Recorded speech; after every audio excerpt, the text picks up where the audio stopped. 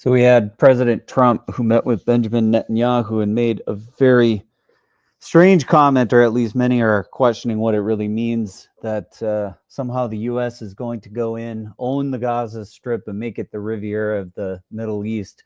I didn't fully understand what was being said here when this comment first came out. I guess I was as shocked as anybody. Lucas, help me understand what's going on here.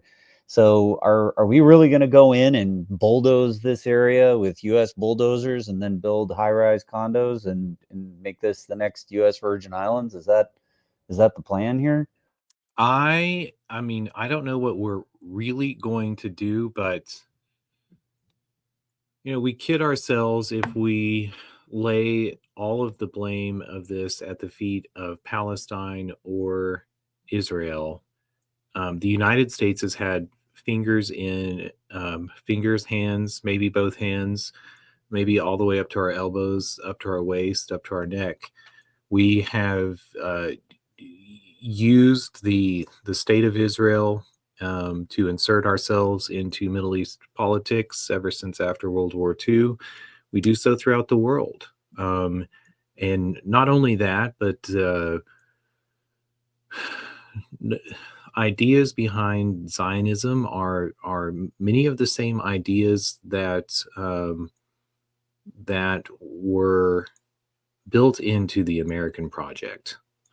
The American project was about, in many ways, Western Europeans or Europeans who had a chance to go get a fresh start outside of the bounds of feudalism in Europe, and many people around the world had wanted that. This is why I think there's a great that the tension, the political tension of the world today is about this escape from feudalism, is about things like birthright, citizenship, and nationalism. These are issues that are constantly swarming around us, and there are no easy answers. But I mean, one of the first thing that comes to mind with any of this is looking to the past of the United States and what happened with that westward expansion into what were already populated areas with Native Americans. I mean, is it substantively different from what happened in the 1800s? I think, I mean, when I look at Palestine, the conflict there, I think a lot about post-Civil War westward expansion, the politics of the growth of federal power, the tension between defending groups of people from your own. I mean, this was the position of the federal government. Oh, we're going to send troops west. We're not necessarily fighting the Plains Indians, etc. We are protecting them, and we're protecting them from our own. In some ways that was true, but in some ways also they used that for the expedience of taking over vast areas of land. And this also figures into the narrative that we so constantly go back to of what was actually happening in the story behind American economy and prosperity and American primacy, as we call it now. We talk a lot about the gold standard and the banking systems, but in a lot of ways, what was hidden in behind the maybe more sparse bubbles and financial collapses was an ability to expand into vast areas of land. And if we begin to understand and look inward before we look outward, say to the time of Teddy Roosevelt and William McKinley, who Donald Trump, whose policies of both, Teddy Roosevelt creates the Progressive Republican Party, and that Progressive Republican Party sends a fleet of ships around the world to demonstrate American primacy. And he comes up with the phrase "walk softly and carry a big stick." He also builds the Panama Canal. And William McKinley, very much about tariffs over the taxing of American citizens. So it's interesting also to think about the thread of history with regards to Native peoples who were being who were being confined into smaller and smaller areas and given scraps of papers called treaties that were then ignored, for the most part, are ignored till this day. Um, but even as much as we ignore that history, it still lives with us. Those people still have communities and those scraps of paper that mean something somewhere. And as much as there are issues abroad, we have issues at home, and I think devolution of America is going to figure into this. And I say that with an eye too of Pam Bondi being confirmed on the Senate floor yesterday, and the first order of business that she had was, we're going to defund sanctuary states and cities, as well as, and maybe I'm turning off into a strange corner here, but going into devolution and also the rights of states and the rights of tribal territories and native lands and native reservations, we are going to see the states push back. And especially whenever Pam Bondi says she's going to use the judicial arm of the federal government in the way that the Republicans always have to enforce their will on more people and more states, more groups of people. So American expansionism, this is not anything new. I think drawing the parallel with William McKinley seems entirely appropriate. I mean, if you look at all the things that happened in the expansionist policies of William McKinley, it seems like we have a very real comparison here. So, like with what's been said about Greenland and the canals, the new fight over that, it seems like Donald Trump is shaping up to be the next William McKinley. And there are so many pieces of this story too that you would hope that we begin to get right. I think we all need to remember also that William McKinley's tariff and the turning to tax other people to pay for the things that are going on in your old country, or in your own country, also comes in the wake of that failed economic policy of William Seward, leading into the Civil War. And William Seward wanted to purchase Alaska. Why did he want to purchase Alaska? He wanted to put America into debt. And he thought, if we put America into debt, then Americans would, before they paid for it themselves, they would ask their neighbor to pay for it. That would express itself through tariffs. Most of the international trade in the United States at the time was in the cotton trade in the South. And he thought, well, if I can't get the Southerners to come to the table, we will make economic policies that limit their trade with the world, and that will bankrupt them, and then it will be less of an issue to free the slaves who are propping up the economics agricultural system of the South. Didn't go that way for him. Fast forward 20 or 30 years to William McKinley, the United States had turned to an income tax, and had begun what is so integral in the politics of America, the debasement of our currency, and figuring out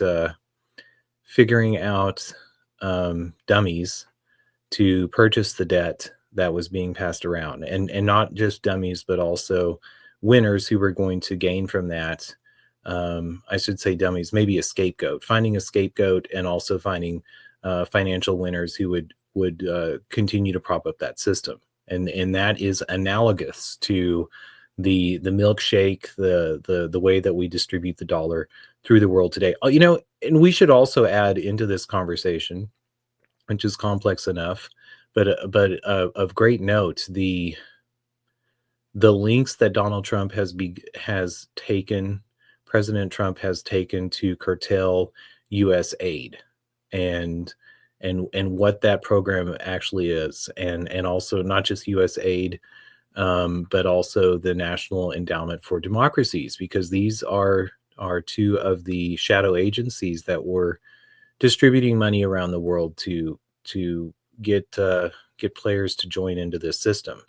So when I look at Palestine, in one hand I see a formalization of a shadow system that has long been in place, and that is the hand of power of America in that region, the financing of the Israeli government, the Israeli defense, and also the quid pro quo of inserting American interests into that region.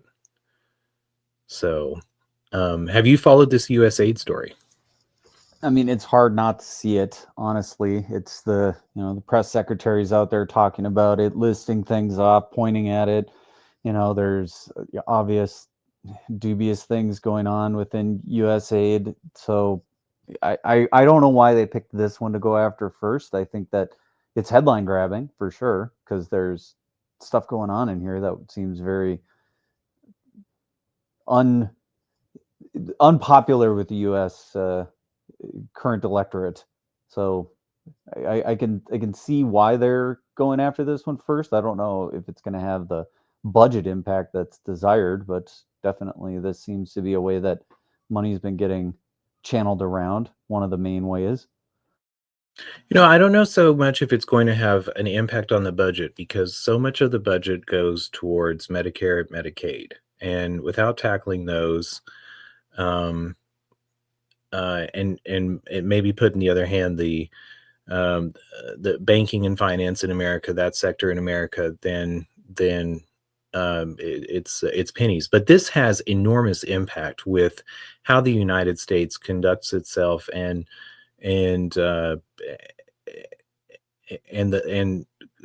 conducts itself and with other countries diplomatically around the world. And with regards also to the statements that Trump made towards to Benjamin Netanyahu and the public about owning Gaza and reconstructing Gaza, I would, if there are policies that I don't agree with, at least I would prefer that they are made and that they are made openly and put on the table, rather than obfuscating the will of the federal government or the American people or the American project through euphemisms and of of USAID, through euphemisms and dark money pools. The National Endowment of Democracy. What have we been using? What have we been using these bureaucratic agencies for, but to funnel money to destabilize even democracies, or to reframe what the criteria of democracies are. Until a couple of years ago, democracy meant one person, one vote. And then whenever we didn't like who the people were voting for, we said democracy means stability of institutions, like the judicial branch of the American government. So these are the strings of politics. And again, there are no easy answers.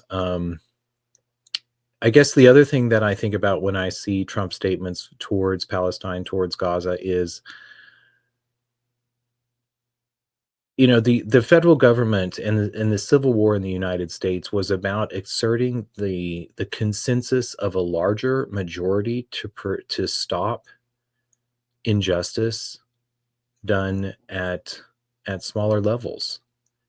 And so it also seems in the vein of federalism to be turning towards a larger consensus, even if we are separated by a large ocean, to be turning towards this larger consensus to try to exert some control over the imbalance of power between Palestinians and Israelis. So just thinking about how this might play out. So if the US actually does follow through on these plans, this would be an expansion of territory. This would be something that the US lays claim to. Would it play out that, it's kind of similar of moving into Gaza, taking over Greenland? Are these things, fanciful ideas, or do you actually expect in the next 4 years that U.S. territory will be significantly expanded by these particular pieces of land, and will the rest of the world just go along with that? I think the ace in the sleeve of America and of any country is to offer citizenship and to offer open citizenship. And I think the value of American citizenship increases tremendously in the wake of the immigration policies of Donald Trump and the closing of the borders. So, and then I turn and think about the population of Israel and Gaza. I'm not sure. I'm not sure off the top of my head what the population of the Palestinians is, but I think all told, it's somewhere around 8 million between the two, and there might be 2 million Palestinians. And so if you turn around and look at the immigration or the illegal immigration numbers of the last couple of years in the United States, and also the vastness of the United States, this begin. Um, there's also the aspect of both coercion and offering something. But uh, I would expect the United States, if it continues down the path of assuming these areas, or uh, plays, exerting its influence, calling them into protectorates or territories or even states. I'm not sure what that looks like, but the greatest hand that they have to play again goes back to what made America great to begin with, and that was access to immigration, to joining in at the table of of uh, of America. So that's where I would expect.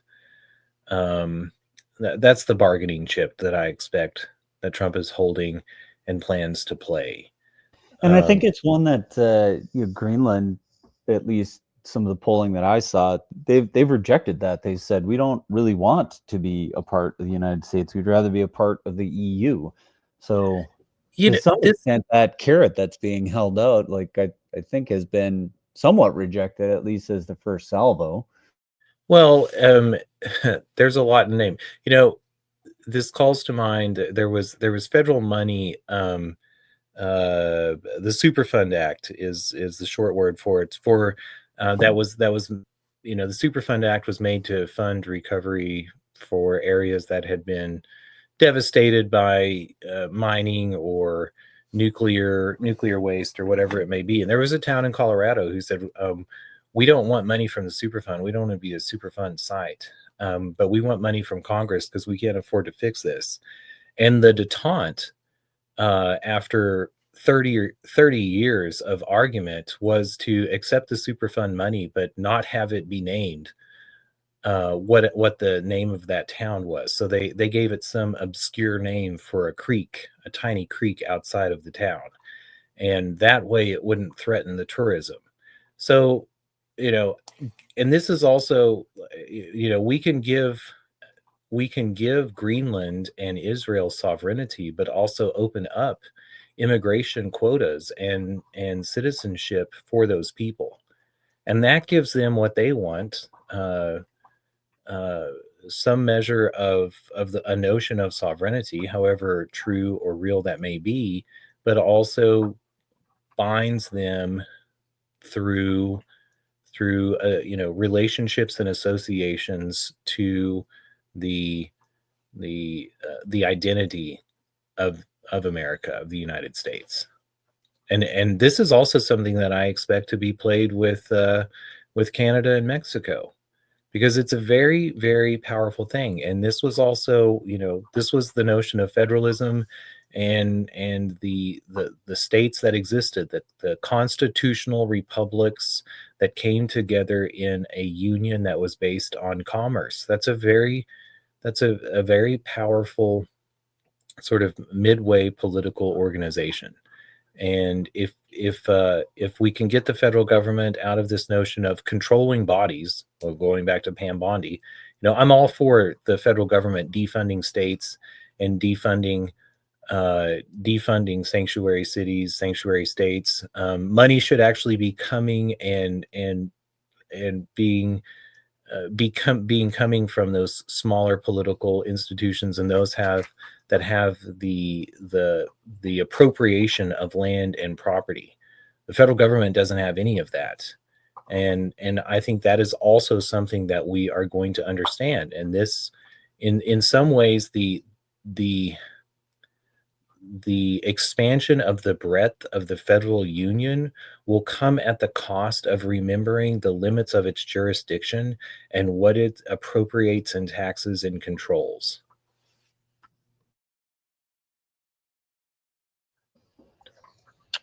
Interesting things to think about. So the the corridor that's been discussed with respect, and I don't mean to derail this into Greenland, because we said we were going to talk about Gaza, but it's hard for me not to put this in the context of the larger picture of what's being discussed, with Canada being a 51st state and Greenland and us, Trump saying he wants to take over the Gaza Strip, and saying that there's this bigger expansion of U.S. territory. And I just feel like every single one of the places that's being discussed is, it just seems like they're rejecting this idea that none of the peoples that want this, or none of the people that are living in these places want what's being discussed here. And I don't know that we're in the same kind of world situation that we were in the 1800s, where you could just go in and displace a bunch of people, but maybe you can. I don't know. It just doesn't seem like that this is something that could happen in the modern world. Well, I think we will see a shifting of the Overton window of people's notion of what's acceptable and what the boundaries of a relationship means. I also think that it's absolutely it's in the same vein to talk about Greenland and the Panama Canal, and also to go back to this notion of tariffs versus income tax versus where does money come from? Does money come uh, from the production and industry of areas? Who controls the resources of areas? We've had this long interlude in America where we have relied on the taxation of commerce and thought that superseded the taxation and the value of in agricultural and industrial projects. I think that we go back to that, but let's turn back to the Panama Canal and also what the Trump administration or some members of it must be thinking about. Trump. We also saw Marco Rubio recently acknowledge that sanctions had an ever diminishing effect, and that are pushing nations around the world out of the use of the dollar. And so, if we can no longer exert this soft power of control, then it's very important. If America wants to continue to fund the country on commerce and trade, the Panama Canal becomes a very convenient. If you want to, what does Charlie say? If you want to cross the toll road, you got to pay the toll tax. And so America is looking for these points of these constriction points of shipping and commerce, so they can tax other people or tax other countries. I don't know how long that's going to hold up, because what we might see in that regard is, uh, China engaging in commerce with South America, but from the port in Peru, and maybe building other canals again in Nicaragua, or other canals through, alongside the Suez Canal, wherever that may be. I don't know, but I do look at all of this and see that some of these actions that are being taken are with an eye towards understanding that if we cannot exert soft power through the rest of the world, through participating in a currency that we control the amount of, and also the flows of where the money that is created goes first, then physical locations become very important. So the claim here is that the shift that's going on is largely because we're seeing the collapse of the dollar. That is actually precipitating what is needed here for the U.S. to retain its power position, because it's no longer able to exert control through the dollar. Now needs to move towards a more traditional sense of controlling specific pieces of territory, trade shipping routes, and control of what goods come in and what goods are produced within the borders of what it claims to be its territories. Absolutely. And we also have to bear in mind that there's this limited amount of time in the future in which other countries, sovereign countries of the world, are going to uh, fear the threat of American military, and fear, um, and continue to pay the debts that they owe in United States dollars. Because at some point, countries like Argentina, who've taken, lots of dollars from the IMF and from American corporations, and whomever else, or American investors, and Brazil, and other BRICS nations, and all the nations of the world, and they're going to say, "Oh, we're a sovereign country. We're not going to pay that debt." And when they do so, the United States is also looking at the likes of Panama and thinking, well, when they do, at least we, if we're not going to go fight a war and take over the country and engage in 18th century colonialism and these failed quote unquote democracy projects, like, that's not going to go over well. So what we will do is also be in control of the Panama Canal, so we can impound their ships and make them pay us back. And we'll negotiate that in the future, and that negotiation will probably be denominated in something besides dollars, because that's the last thing that they would agree to.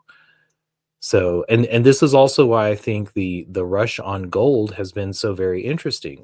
That we see exchanges in London, the United States buying massive amounts of gold, and other countries around the world buying their gold. I think this, and to some degree Bitcoin, but this is because countries are beginning to position themselves for a decentralized world, and decentralized, and by this I mean off of the dollar. And when we get off of the dollar and the rules based order that went along with the greenbacks and the dollars, then we come back to the risk associated with other people not paying their debts.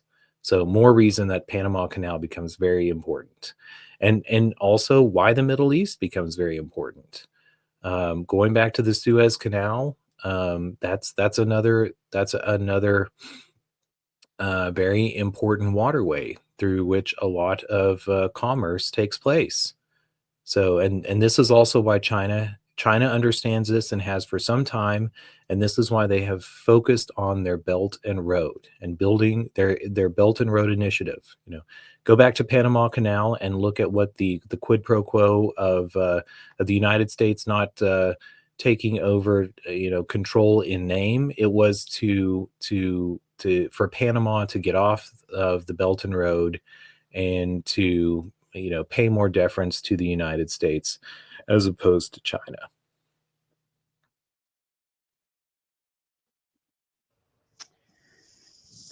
Yeah, interesting things to contemplate. It's a deep philosophical subject, but one we're seeing play out in real time here.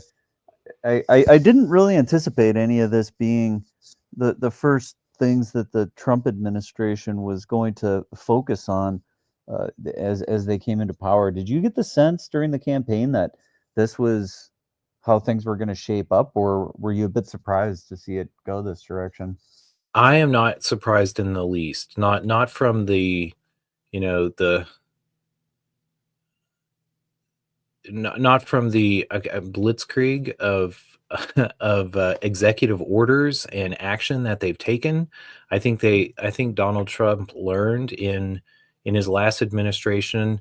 Um, if you're gonna make a lot of changes, then you might as well make them at once. I've thought that Well, I yeah, 'cause he realistically only has 2 years to get anything done, because the second we get to the midterm elections here, likely that, there's gonna be a big shift, I'd imagine.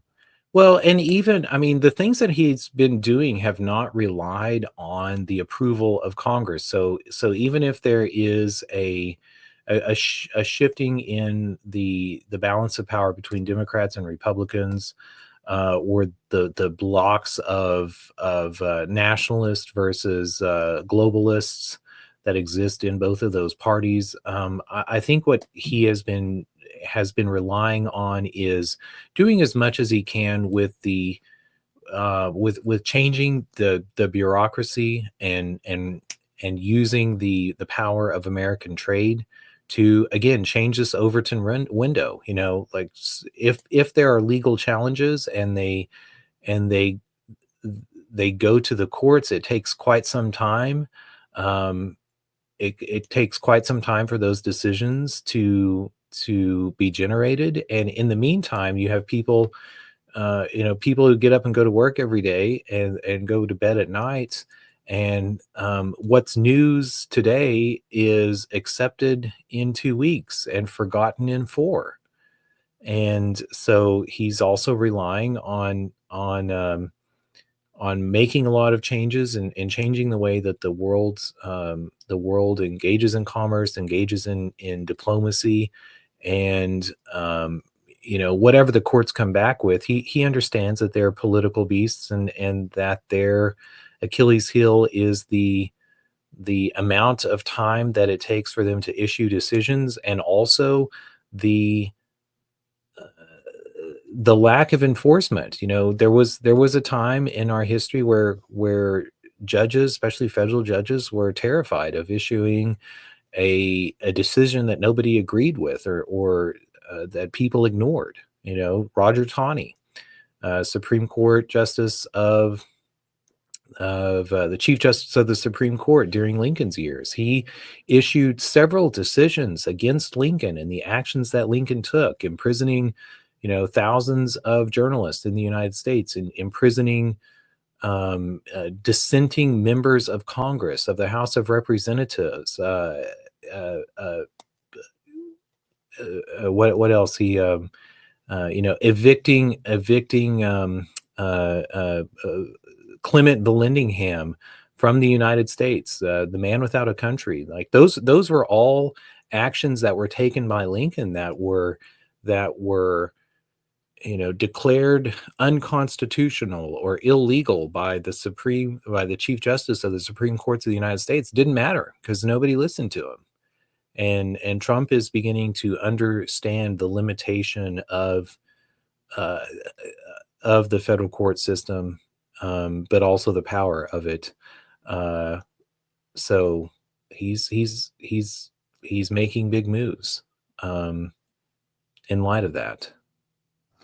I guess just to round that out, are we expecting to see Kennedy confirmed today? I think that there was a one holdout vote that sounds like they got it cleared. So are we going to see the last of the Trump administration confirmed in, and then we're settled into who's going to be the principal executors of this United States? Well, Kennedy is certainly going to be confirmed, and I don't know if he goes to the floor today. There's time windows of I think there's like 30 hours that that a confirmation has to be on the Senate floor, and open for debate, or for the Senate. I don't know what all the details are, but I know that they have to be consecutive. They can't be concurrent. So Kennedy, I believe, is coming to the floor. Absolutely, Kennedy is going to be confirmed. There was never a question in my mind as to that. Not least because of his. I know there's a lot of pushback and grandstanding with regards to some of his stances, but he's also, he's a Democrat, and he has a lot of support with Republicans, and he has a storied name. There were many things in his favor. He also has a long time, a long history in prosecuting some of the organizations. So he's very knowledgeable of how they work, and a lot of the speeches that were made against him in the committee hearings were senators who were giving cover, maybe for like what their vote was going to be, or for calling attention to whatever aspect that they wanted. But I don't think there was any question that he was going to be voted. Tulsi, Kash Patel, I think we're also going to see go to the floor probably in the wake of Kennedy. I don't know if it coincides with the schedule of the committee hearings, but Bobby Kennedy was going on, and he went on 2 days. I still haven't got the second day. But Kash Patel will be coming up soon. He will be confirmed. And Tulsi Gabbard, I thought, was the risky one, but she got the approval of the committee, goes to the floor, and I think Tulsi Gabbard will also. I was worried about her confirmation, but I think that she will be confirmed, and I'm glad to see it, because the diplomatic and the actions that are taken by our federal government should be made as open as possible. And I think Tulsi Gabbard, who was abused by the federal government by being placed on terrorist watch lists, she's very sensitive to that. And just like Donald Trump going after USAID, I mean, everyone should be following Mike Benz. I long have. He was a former worker in the Trump administration under the State Department, and had long been calling out USAID as being a primary avenue of funding for even some of the operations that were taken to question Trump's previous presidency while he was in office. And so Trump did not forget that, and he's taken a hatchet after him. And good thing too. I don't mind the United States helping out other countries of the world, but one, I think it should go through Congress, and two, we should know how money is being spent and where it's going. So, a gamut of topics today, Grant. Anything else before we close it out? No, lots to think about here, and definitely we'll keep an eye on these confirmations. I am carefully watching the USAID discussions and what's happening with the rest of the introspection into what the U.S. government has been spending its money on. So this is definitely things to watch in the coming days. Well, also put Pam Bondi and the actions of the Justice Department in going after sanctuary cities and sanctuary states at the top of your list of things to watch, because the limitation of the power of the federal government, is commerce. And we have long abused interpretations of the Commerce Clause and Necessary Proper Clause and amendments that came after the Civil War, the 14th Amendment, to try to give the federal government the ability to touch and control the bodies and property of the states. I don't think that's going to hold up. Another thing that we're going to see challenged, and going to be an interesting fight in that regard, is Trump's questioning of birthright citizenship. So those are things that I would definitely keep an eye on, because they're going to have long impacts on the relationship between the federal government and the states and the citizens. And to that, I would also add, because some people are going to be saying, "Oh my God, Lucas is a fascist." No, I'm not a fascist. But when I look at something that we don't talk about with the American project, there was an element of pitting governments against each other to protect citizens. And we have held for quite some time that that the state governments were subservient to the federal government, but in doing so, we lost the tension and the check of the state governments and the powers that they held, being a check on the federal government and each other, um, and and and we need to get that back. So that I'll leave it there. Thanks everyone for listening. Follow us on YouTube if you like what you heard, or if you don't like what you heard, then go comment on it and tell me where I'm wrong. I read all the comments. So I enjoyed it. See you All tomorrow. right. See you tomorrow.